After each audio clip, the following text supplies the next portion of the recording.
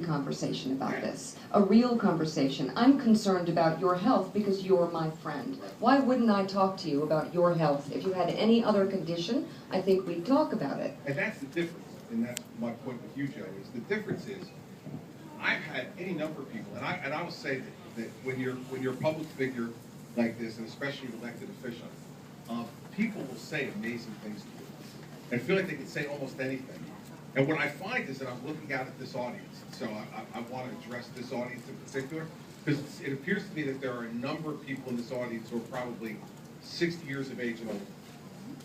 Let me tell you, people who are 60 years of age and older... I don't know that that's how you win votes. No,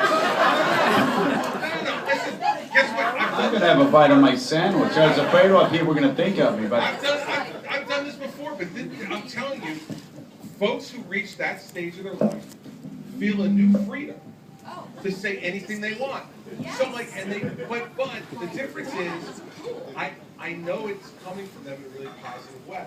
So, for instance, especially older women will say things to me in a motherly way. They'll come to me going, you know, if you lost 30 pounds, you would be so handsome. You go like, thank you. Or right? So, I don't mind the conversation, even those kind of conversations, from folks who are approaching it with you in a way that where it's obviously really care about you. So they come to you saying, I'm concerned about you, we need you to be governor, I hope you lose weight. And usually what I'll say to people is, me too. And I'm really trying. And people ask me all the time, do you have a plan? And anybody who's out here who's dealt with a weight issue in your life, I say to them, and only people who've dealt with it understand it, I say, yes, every day. Every day I have a plan. Can I It'll work a lot, but I have a plan. So we've asked you all to be honest about and transparent about your ideology. How many people would consider that they've had a weight problem or a battle with food issue? Raise your hand. An awful lot of people. Yeah.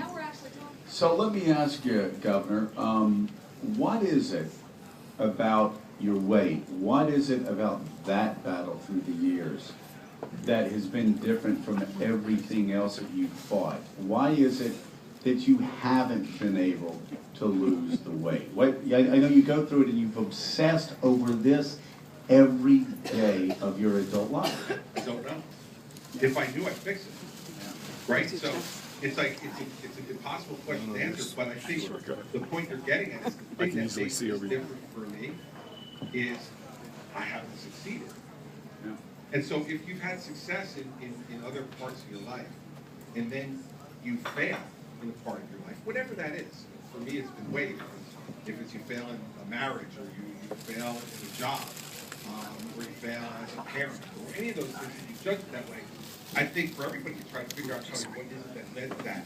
I'm able to figure it out. You obviously were frustrated. Did you ever wake up, get on the scale, and hate yourself? Was it self-hate? No, I'm dead serious. No. Because I will tell you that you talk about failures in life. That's what drives me. I always tell people, I was in Congress when I was 30, and I was TV when I was 40. Go, oh, they're so great. I said, I am driven by self-hate. I am driven by failure, and the personal failure keeps me up at night and things like that. And I'm just wondering, how much did you get down on yourself, and how much did you at times loathe yourself for this problem you couldn't, because you're so type A and you accomplished so many things? Well, it depends on the time.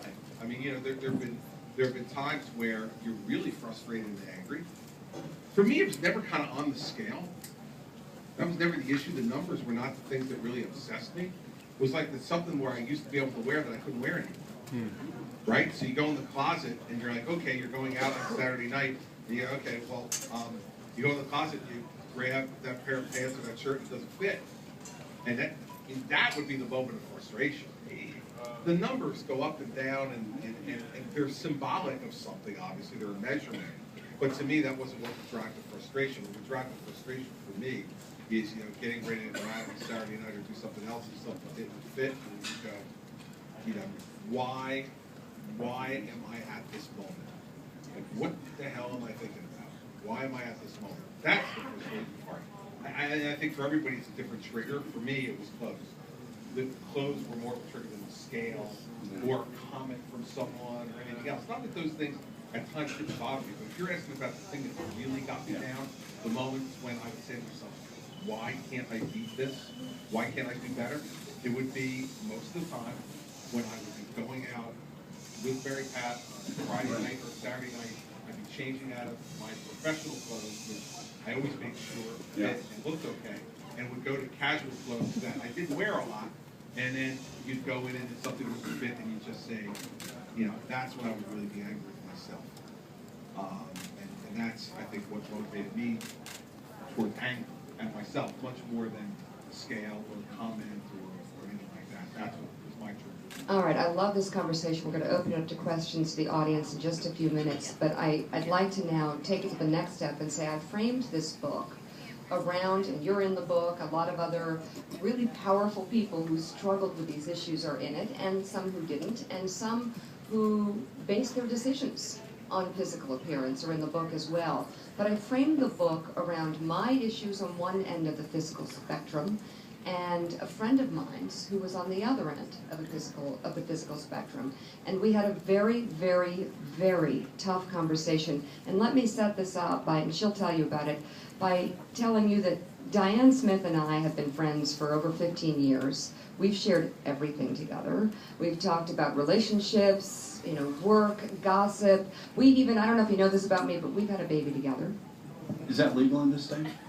I don't know. Governor, is it? Yes. So good. It's not that kind of baby together. My husband was out of town. She came to the hospital with me, and we spent the whole 24 hours of labor together talking, and then the doctor went to get a pizza, and my baby came, so she caught my baby. So we're talking intimate. And yet, we didn't talk about the fact that over the course of the 15 years that we've known each other, at this point it was about 13, that she had gained over 100 pounds.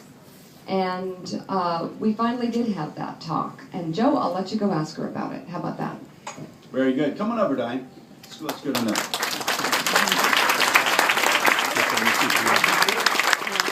Diane Smith, native of Newark.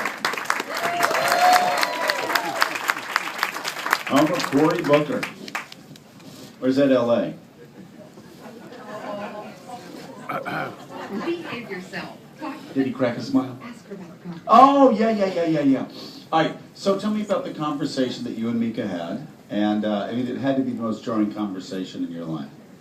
Well, I'm thinking it's going to be a beautiful day. It's Labor Day and a beautiful sunny day, and we live in Connecticut. We have a little power boat. We're out on Long Island Sound, Mika and her kids and her husband, and we start talking about things. And I said, you know, I didn't know what to cook tonight because you're always telling everybody what to eat, and you're like the food police, and I don't know what to make anymore. And she looked at me and she said, well, don't you know how much I struggle with food? And I said, you? Come on, size 2? Really? You struggle with food? Weren't you really more like, give me a break? Yeah, well, okay, I really was. I mean, I really said something else, but I don't want to say it in front of the governor. And, You go straight to hell! No, but you were contemptuous of her because you couldn't imagine that Mika had food issues. Could you, by looking at her, would you think that? I said to her, you don't understand, it's so easy for you to look like that. And she turned to me and she had tears in her eyes. And she said, I struggle with food every single day. And then she jumped in and she said, and by the way, you have a problem that we need to talk about. And then she looked at me and she said, you're fat. And that was kind of where our Labor Day went.